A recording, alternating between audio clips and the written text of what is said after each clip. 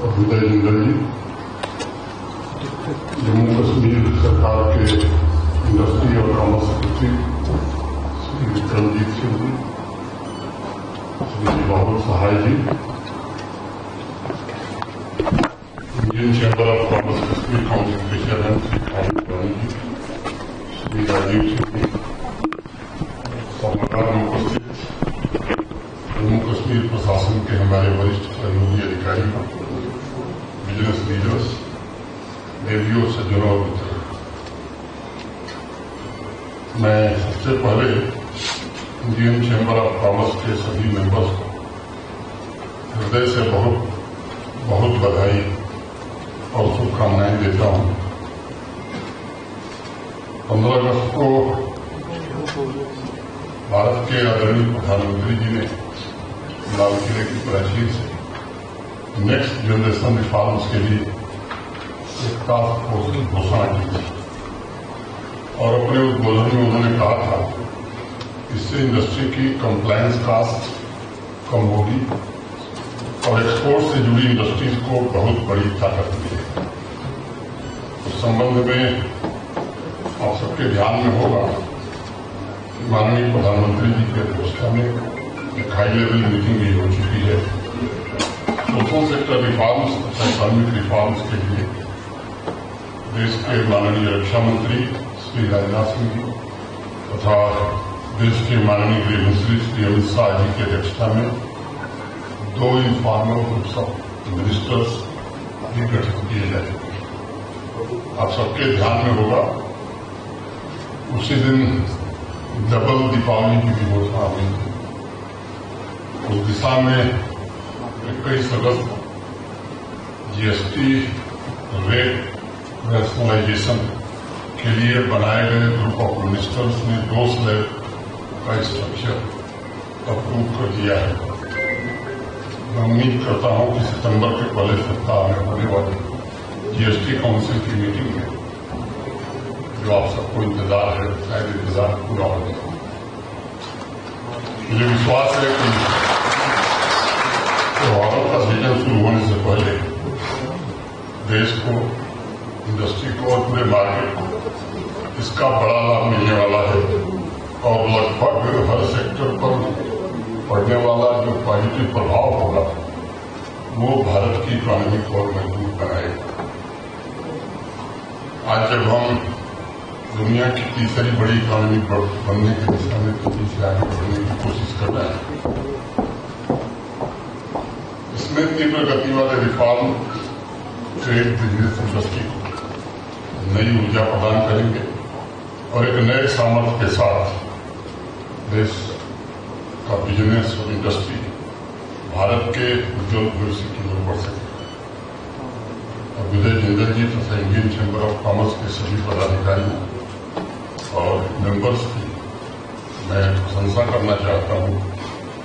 आप सबने national committee की बैठक जगह और समय दोनों मुझे लगता है कि सोच समझ कर लेते हैं।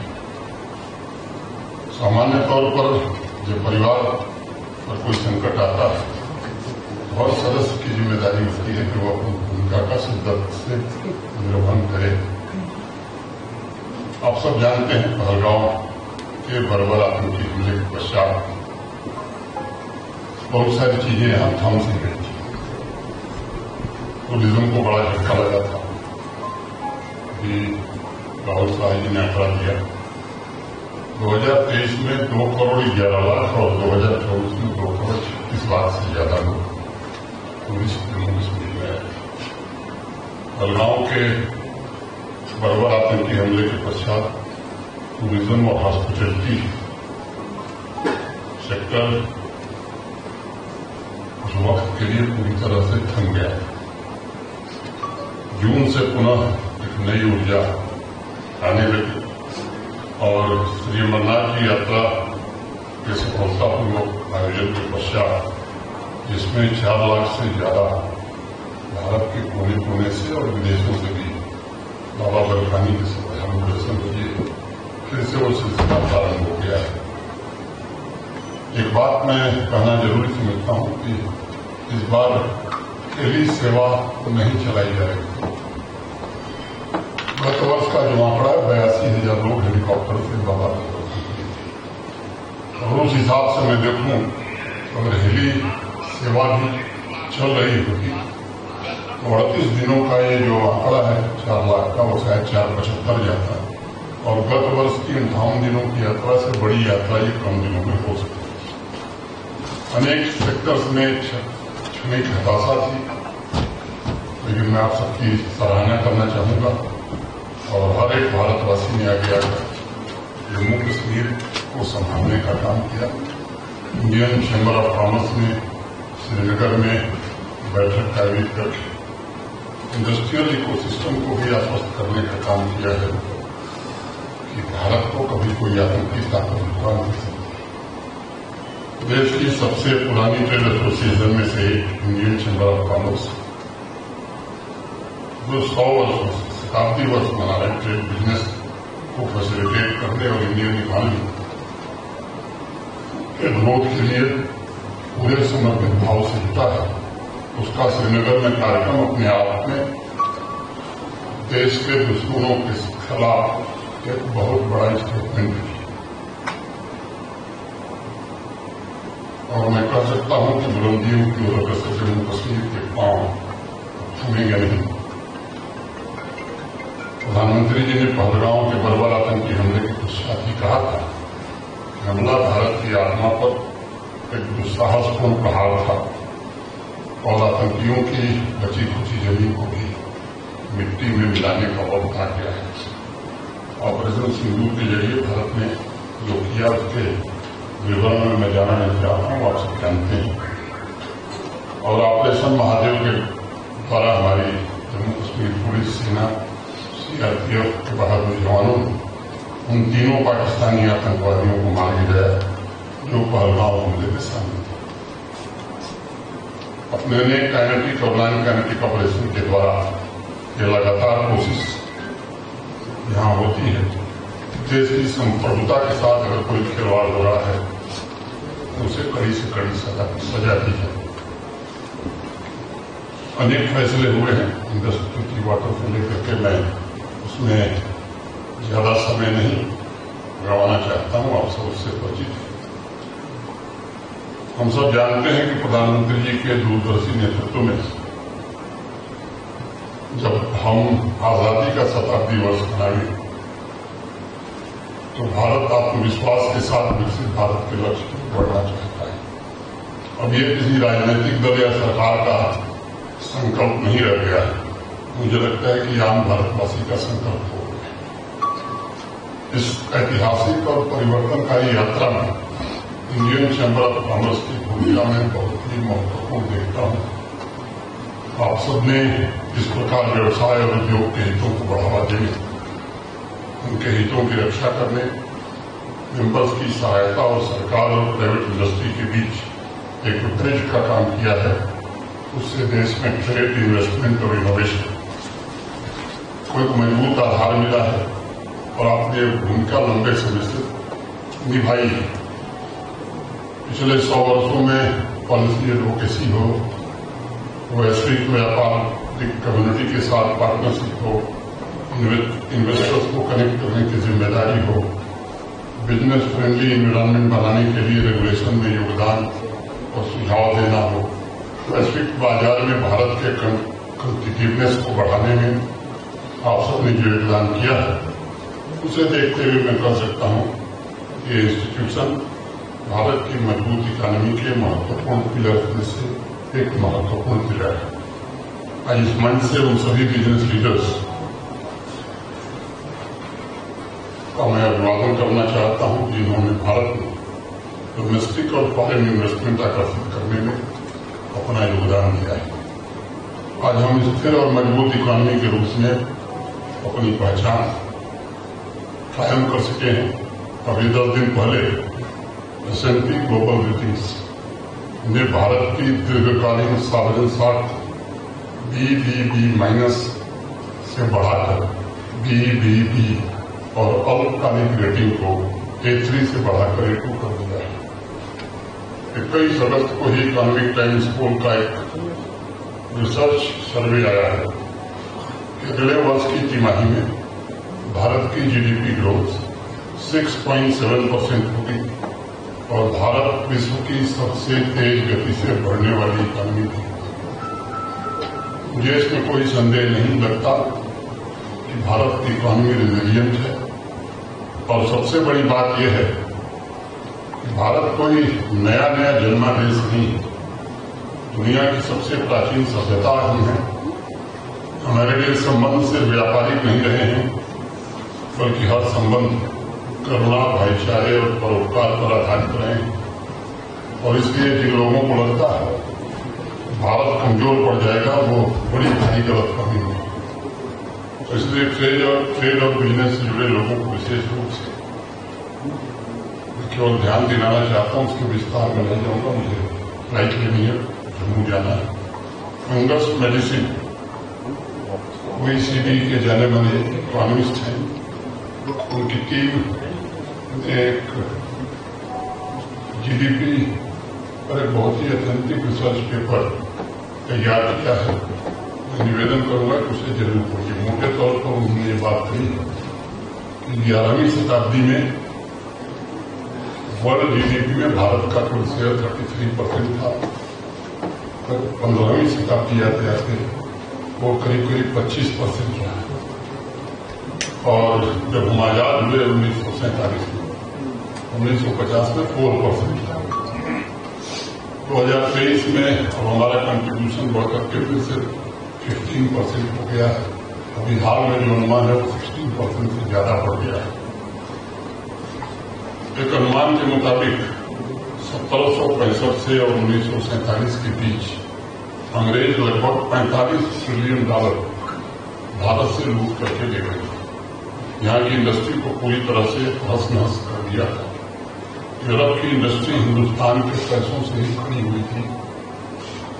आज जिस प्रकार पूरी दुनिया ट्रेड टैरिफ को लेकर पूरी दुनिया में बहस चल रही है, उसके बीच हमें अपने उस गौरवशाली इतिहास पर गर्व भी करने की जरूरत है और साथ ही पूरी ईमानदारी और शिद्दत से भविष्य की ओर देखते हुए विकसित भारत के निर्माण में जुटना है। सदियों तक भारतवर्ष पर आक्रमण हुए, लुटेरे आए, लेकिन नई पीढ़ी के business leaders, entrepreneurs, startup founders को ये सदैव याद रखना होगा, भारत एक प्राचीन समृद्ध सभ्यता है और कोई भी ताकत भारत की प्रगति को रोक नहीं सकती। मैं बिजनेस से थोड़ा हटकर आप सबको एक ऐतिहासिक तथ्य बताना चाहता हूं। प्रसिद्ध राइटर विलियम डैलजिम्पल ने एक किताब लिखी है, कुछ लोगों ने शायद पढ़ा होगा, द गोल्डन रोड। और उसमें वो लिखते हैं, विश्व में लोगों को बड़ी गलतफहमी थी कि ब्रिटिश राज ने भारत में सभ्यता की नींव रखी। और उनका कहना है, मुझे इतने सारे रिसर्च के पश्चात आज बड़ी हैरानी होगी कि दुनिया की सबसे पावरफुल, सबसे आधुनिक और सबसे परिष्कृत सभ्यता थी, वहां अंग्रेजों ने कौन सी सभ्यता को जन्म दिया। And I would like to quote, how you set out to bring civilisation to a part of the world that you recognise has been supremely civilised for thousands of years. और मैं समझता हूं कि समय का चक्र फिर घूम गया है। भारत पुनः अपने प्राचीन स्वरूप को, अपनी समृद्धि को प्राप्त करने की तेज गति से अग्रसर है। जम्मू कश्मीर के बारे में हमारी इंडस्ट्री से गति ज्यादा विस्तार से बताएंगे। ये सच है कि आजादी के बाद से लेकर 2020-21 प्राइवेट इन्वेस्टमेंट यहाँ 14-15 हजार करोड़ ही आया। 2021 में माननीय प्रधानमंत्री जी और भारत सरकार के सहयोग से एक न्यू इंडस्ट्रियल स्कीम ने जन्म लिया था। और मैं कह सकता हूं कि उसके पश्चात जो आंकड़ा आप बोल रहे थे, पूरे देश में एक फेवरेट डेस्टिनेशन जम्मू कश्मीर बन गया है। एग्जैक्ट फिगर विक्रमजीत बताएंगे, लेकिन मैं कह सकता हूं कि बड़ी मात्रा में इन्वेस्टमेंट जमीन पर रियलाइज हुआ है। कई इंडस्ट्री फंक्शनल हो गई है, कई ऐसी हैं जो आने वाले 6-8 महीने में फंक्शनल हो जाएंगे। इन्वेस्टमेंट प्रपोजल अभी भी पड़े हैं, आगे उसका क्या होगा ये समय बताएगा। 1000 से ज्यादा स्टार्टअप पंजीकृत रजिस्टर्ड शुरू हो गए हैं। और इसमें जो सबसे पॉजिटिव चीज है कि 1/3 का नेतृत्व हमारी बच्चियां कर रही हैं। ये सभी आंकड़ा एक मील के पत्थर की तरह है। इंफ्रास्ट्रक्चर की अगर मैं बात करूं तो इंडस्ट्री के लिए सबसे बड़ी जरूरी कनेक्टिविटी की जरूरत है। रोड हो, रेल हो या एयरपोर्ट हो, ये सभी जम्मू कश्मीर में अच्छी स्थिति में है। 6 जून को आदरणीय प्रधानमंत्री जी ने चिनाब ब्रिज, अंजी ब्रिज और वंदे भारत ट्रेन को हरी झंडी दिखाकर कश्मीर को कन्याकुमारी से रेल से जोड़ दिया है। अब गुड्स ट्रेन भी गांव से चलने लगी है। कश्मीर घाटी के पुलवामा, अनंतनाग जैसे जिलों में भी निवेश हो रहा है और पुलवामा में श्रीनगर से ज्यादा इंडस्ट्रियल विकास है। आतंकियों के इकोसिस्टम का भय समाप्त सा हो गया है। अभी अगस्त में जब अगर तिरंगा यात्रा निकल रही पुलवामा, जिसकी चर्चा दूसरे कारणों से थी, वहां मैं समझता हूं कि हजारों की संख्या में नौजवान भारत का तिरंगा लेकर निकले थे। दुनिया ने उसे देखा है। अनेक ऐसे गांव थे यहाँ सोपैया में और पुलवामा में जहाँ न पुलिस जाती थी और न गवर्नमेंट ऑफिसर जाते थे। काम कैसे हो, वहां से भी बड़ी संख्या में लोग आते हैं। उन गांव का नाम भी ले सकता है, लेकिन समय नहीं। लाल चौक पर जहां शाम होते ही सन्नाटा पसर जाता था, अब रात को 11 बजे भी चहल पहल रहती है। हर एक शहर, हर एक गांव में भारत माता के नारे गूंजे हैं। जहां 150 दिन हड़ताल के हुआ करते थे, वो भी पड़ोसी देश के इशारे पर, वो पिछले 5 वर्षों में हड़ताल कोई हुई नहीं। आतंकवादियों का लोकल रिक्रूटमेंट भी लगभग शून्य की ओर है। आज अगस्त 23 को हम लोग खड़े हैं, जनवरी से अगस्त तक एक लोकल रिक्रूटमेंट हुआ है, ऐसे आंकड़े हैं। इन 8 महीनों में हर रोज किसी न किसी इलाके में पत्थरबाजी होती थी। अब स्टोन पेंटिंग इतिहास के पन्नों में दर्ज हो गई है। लोकसभा, विधानसभा, पंचायत, डीडीसी के चुनाव हुए और आधी रात को भी उम्मीदवार शांतिपूर्वक गांव में, सुदूर गांव में जाकर प्रचार कर रहे थे। देश में भी बड़ा अंदेशा था, दुनिया में भी तमाम तरह के प्रयास लगाए जा रहे थे। लेकिन चाहे वो विधानसभा का चुनाव हो, लोकसभा का चुनाव हो, किसी पॉलिटिकल पार्टी ने रिगिंग की कोई शिकायत नहीं की। अनुमान तमाम तरह के थे। गोली बारूद की बात छोड़िए, कोई तक नहीं चला। और मैं कहूं कि 30-35 वर्षों में सबसे ज्यादा मतदान पिछले विधानसभा और लोकसभा के चुनाव में हुआ। देर रात तक लोग प्रचार करते थे। एक समय था कि आतंकवादी मारा जाता था तो पूरी घाटी बंद हो जाती थी, स्कूल कॉलेज से बंद हो जाते थे। वो प्रथा समाप्त हो गई। जुलूस निकलता था, हुजूम उमड़ता था। अब मुझे लगता है कि अब आतंकवादियों के खिलाफ कश्मीर की आवाम सड़कों पर उतरने लगी। और खासतौर से 22 अप्रैल के बाद 23 अप्रैल से लेकर मैं कहूँ कि पूरे सप्ताह कश्मीर की आवाम जिस तरह से आतंकवादियों और पाकिस्तान के खिलाफ खड़े हुए, मैं 5 वर्षों में मैंने तो नहीं देखा। अनेक बुजुर्ग लोगों से मैंने बात की, उन्होंने कहा हमको यहाँ आजादी के वासी ही हैं, हमने भी ऐसा दृश्य नहीं देखा। मैं समझता हूँ कि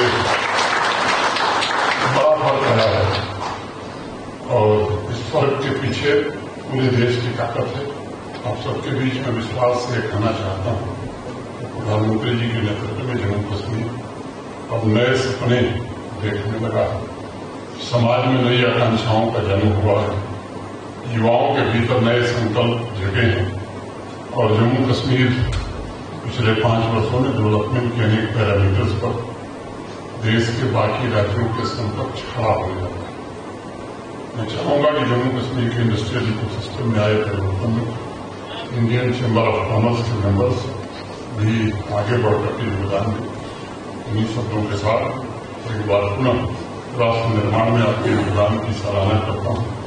श्रीनगर में मीटिंग के लिए आप सबके प्रति हृदय से आभार व्यक्त करता हूँ। तो मैं एक बार आप सबको धन्यवाद देते हुए अपनी बात पूरी करता हूँ। जय हिंद।